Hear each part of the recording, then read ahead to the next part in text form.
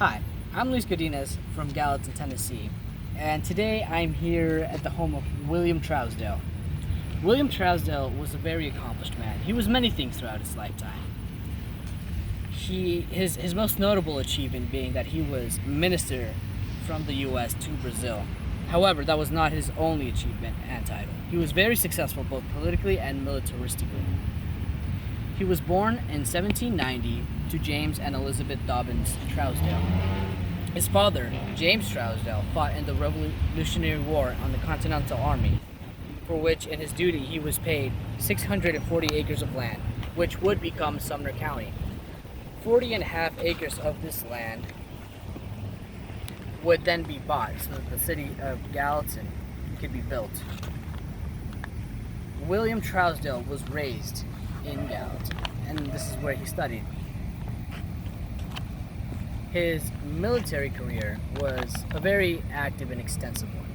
He began his experiences on the battlefield during the War of 1812 at the age of 22, and he would end his military career at the Mexican-American War in 1847 at the age of 57, where he would serve as colonel. He also fought alongside Andrew Jackson in his invasion of Florida in 1814, after which they would head west to New Orleans to defend it from an impending British invasion. He also took part in the Seminole Wars, in which he was elected colonel of the 2nd Regiment, 1st Brigade. Because of his extensive military exploits, he was given the nickname the Warhorse of Sumner County. However, although he did spend most of his life, or a lot of his life, on the battlefield, he did not let this deter from his political career. After the War of 1812, he went home and studied law, where he would be admitted to the bar in 1820 and work as a lawyer. He also served on the Gallatin Board of Aldermen from 1831 to 1835 until he would be elected into the Tennessee Senate. And after the Mexican-American War, he would be nominated by the Democratic Party to be their candidate for the governor of Tennessee. And he went on to win the election, and he served as the governor of Tennessee from 1849 to 1851. Then, in March of 1853, President Franklin Pierce would go on to appoint him as the U.S. minister to Brazil, where he would keep his post until 1857. He had two sons, Charles and Julius, who would both go on to fight in the Civil War on the Confederate Army. And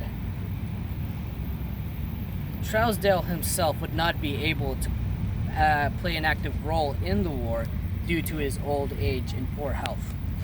However, he did serve as a liaison to the Gallatin community and the Union forces.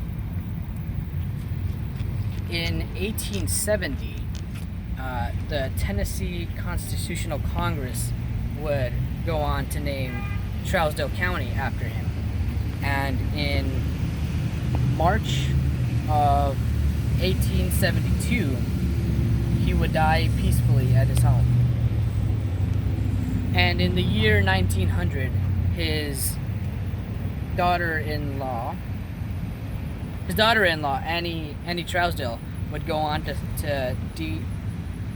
give the deeds of the house to the United Daughters of the Confederacy. William Trousdale's legacy is one that is not heard of very often. Although it is an interesting one, and he was an interesting man. He did a lot for his community.